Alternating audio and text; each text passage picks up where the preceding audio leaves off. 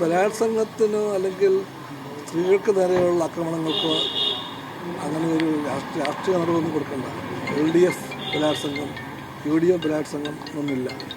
ബലാത്സംഗം എല്ലാം ബലാത്സംഗമാണ്. അവിടെയെല്ലാം എതിരാകുന്ന സ്ത്രീക്കൊപ്പമാണ് LDF നിൽക്കുന്നത്. സ്ത്രീയുടെ പക്ഷത്തെ LDF നിൽക്കും, അത് ഉറപ്പാണ്.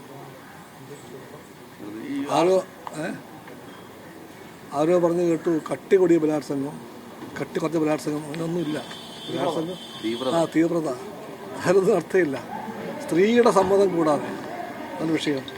സ്ത്രീയുടെ സമ്മതം കൂടാതെ അവളുടെ ദേഹത്ത് ആര് കൈവച്ചാലും ആ കൈവയ്ക്കുന്നവരുടെ പാർട്ടിയോ മുന്നണിയോ ഒന്നും ബാധകമല്ല. അവിടെ അവകാശം, സ്ത്രീയുടെ അവകാശമാണ് ഏറ്റവും മുഖ്യം.